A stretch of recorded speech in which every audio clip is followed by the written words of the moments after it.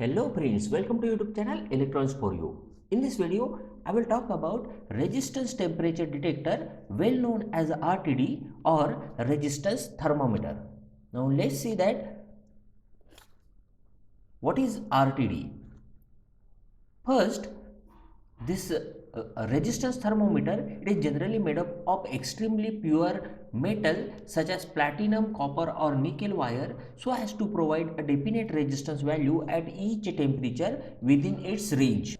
Note that generally this resistance of the wire is dependent on the formula R is equals to rho L divided by A, where rho is the specific resistance of the material, L is the length of wire, A is the cross sectional area of the wire. But this condition is actually at the constant temperature. So we can say that the resistance of the wire also dependent on a temperature also. If temperature varies, then resistance also varies. This properties is basically used in RTD so that whenever the temperature will vary, the resistance of this RTD will also vary, and at some specific temperature this RTD is having a specific value of resistance.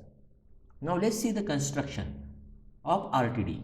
Here the resistance thermometer are generally made up of probe type for immersion in the medium whose temperature is to be measured. For example, if you want to measure the temperature of water, then we have to immerse this type of rod in the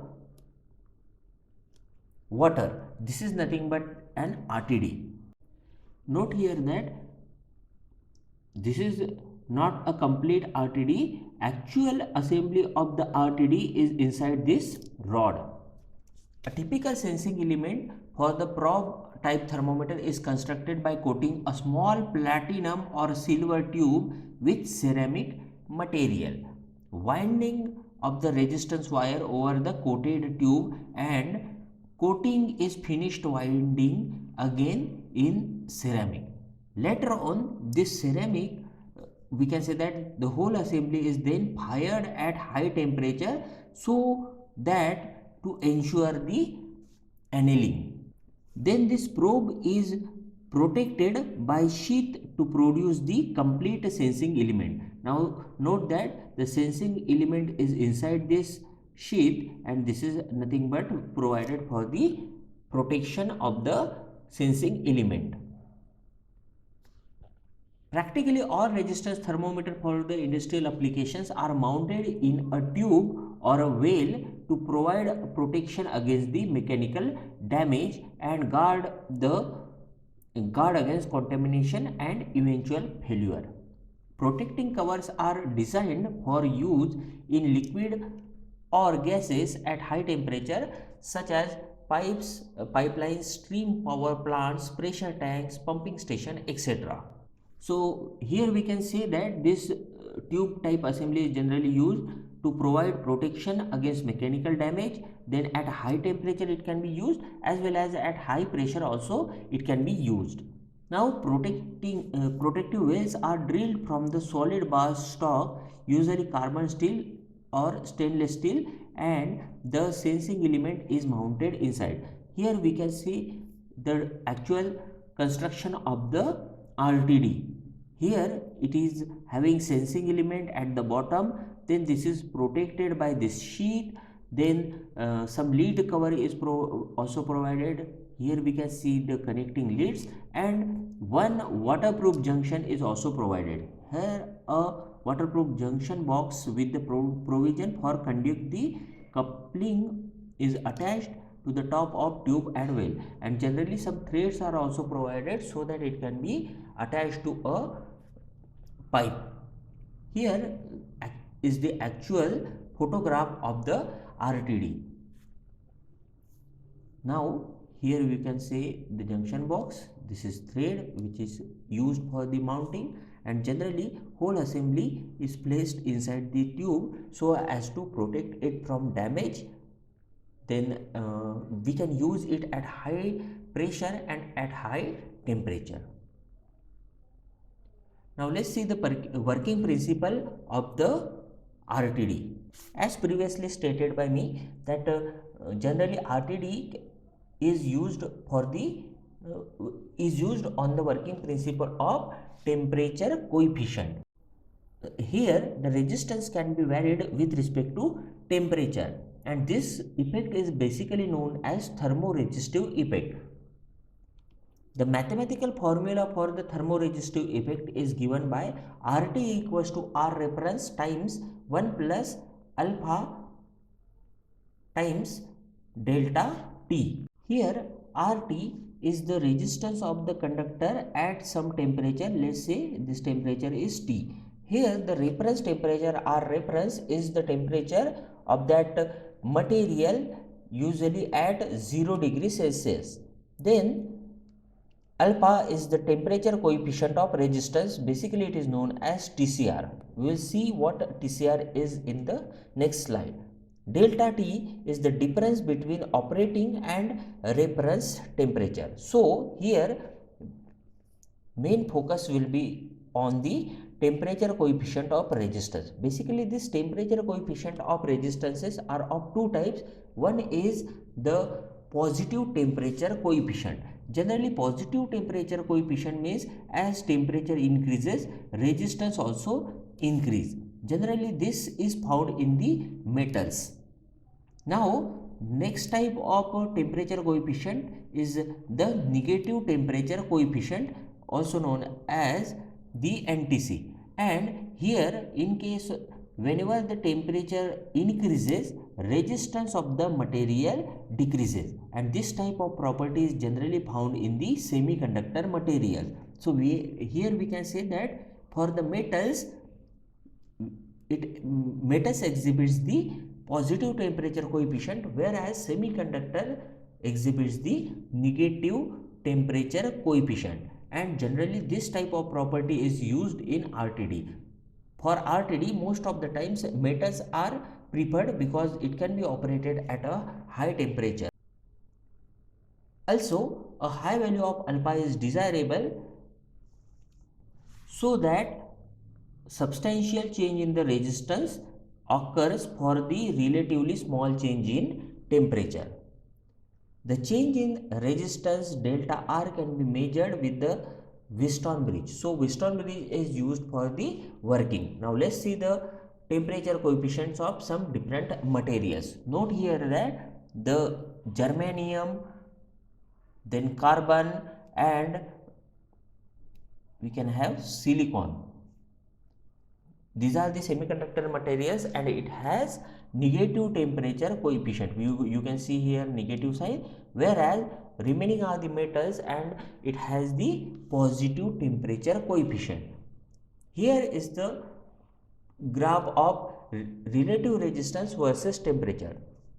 Now you can see the behavior of platinum. It is mostly stable, as well as copper and nickel is also mostly linear, but iron is not actually linear.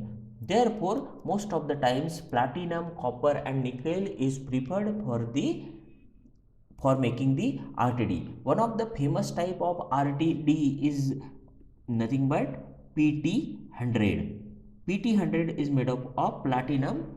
100 is used there because it has 100 ohm resistance as 0 degree centigrade.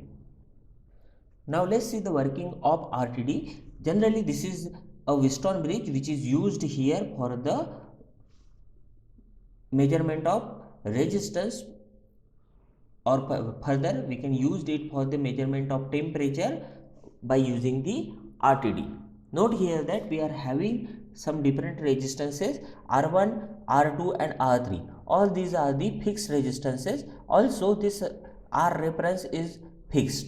Now note that this RT is nothing but our RTD and it is used for the measurement of temperature, because whenever the temperature changes, this resistance of RTD also changes.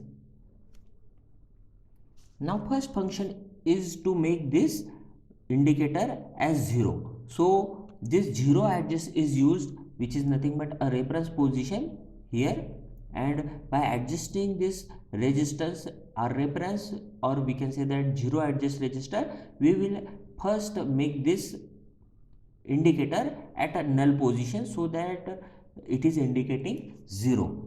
Now next function is to change this to the full scale adjust. So this resistance of the full scale adjust, that is RFS, and resistance of temperature thermometer is also equal, and when this RFS is adjusted to the full scale, it will indicate the maximum range of the RFS. Therefore, in this case, we can have 0 to full scale reading. Now, this 0 to full scale reading is further used for the measurement of temperature.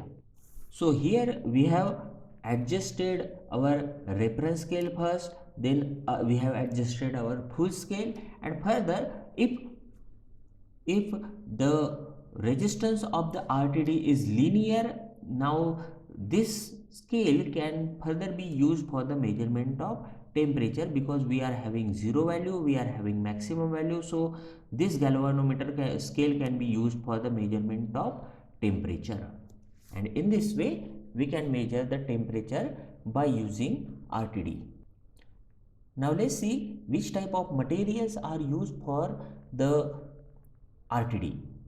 So most of the time and most famous material which is used is nothing but the platinum. The advantage of platinum is about its temperature range. It can be varied from minus 250 degree centigrade to 800 degree centigrade. It is chemically stable at high temperature and can be made into thin wires of high chemical purity.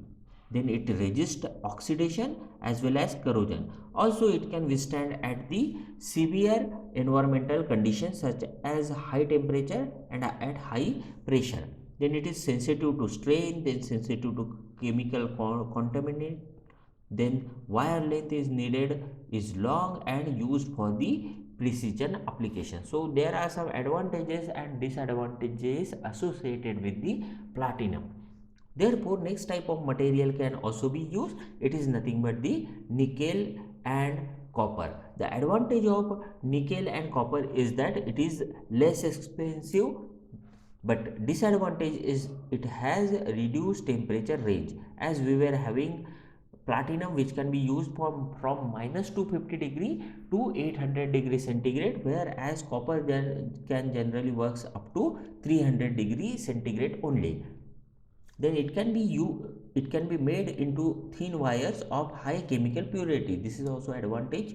Wire length needed is long. So in both cases, for platinum as well as nickel copper, the length of wire is actually long so as to provide the high resistance, and further the change in resistance will be significant one. The copper is not suitable for the corrosive environment. And one more disadvantage will be there: at high temperature the evaporation increases the resistance. So these are the different properties of nickel and copper. That's all for the day. Thank you.